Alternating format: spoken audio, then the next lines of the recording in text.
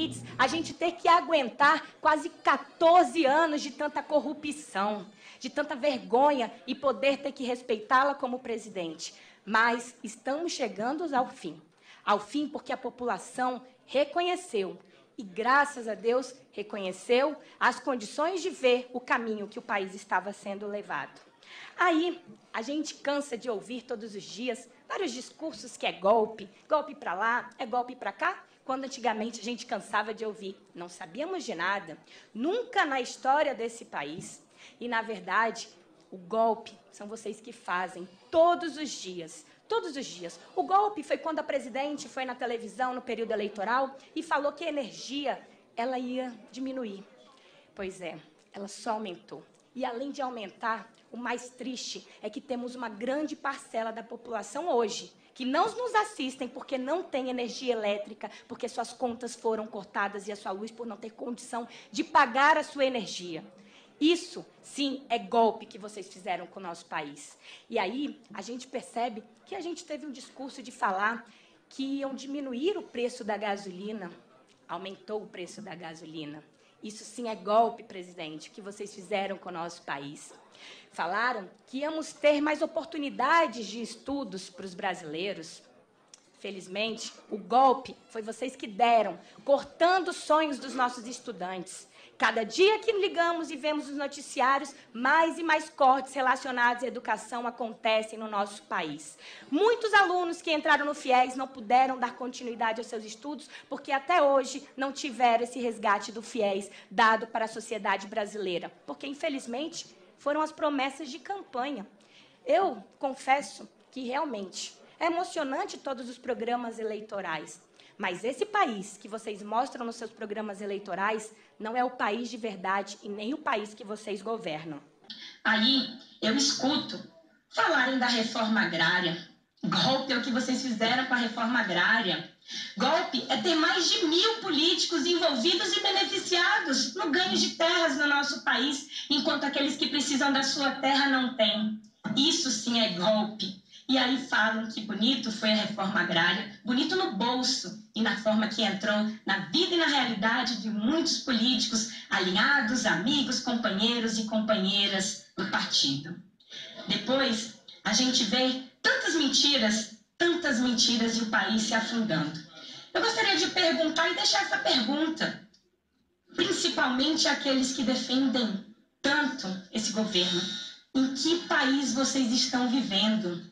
Que realidade que vocês enxergam? Vocês não cruzam com as pessoas no dia a dia? As pessoas não cobram? Vocês não veem os sinais todos os dias, aumentando o número de pedintes nas ruas, de pessoas precisando de oportunidade de emprego, de pessoas precisando de futuro? De mães com as crianças no colo, pedindo ajuda para poder ter condições de dar o leite para o seu filho. Isso sim revolta. Em que mundo vocês estão vivendo que vocês não estão conseguindo enxergar o que acontece com o nosso país? Não consigo entender.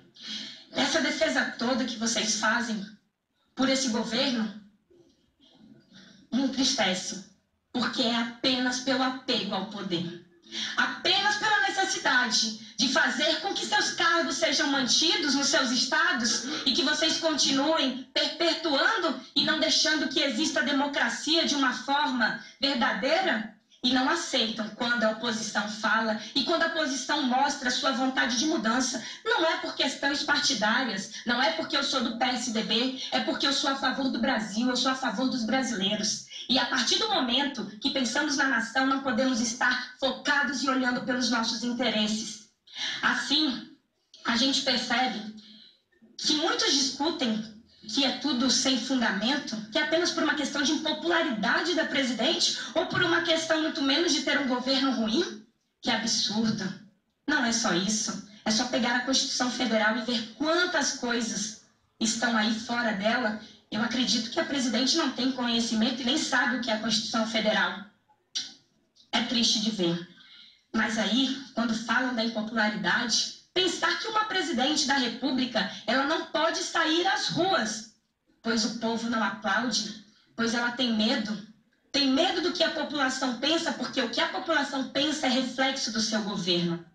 Assim, me entristece poder saber que não temos uma representante que merecemos. não temos uma representante que lute por nossos anseios.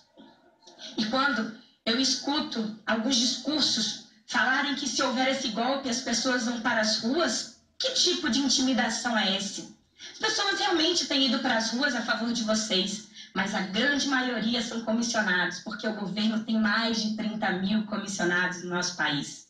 E muitos deles que vão, muitas vezes é só pela bagunça ou pelo tom com martadela que vocês dão. E isso realmente é o que nos choca.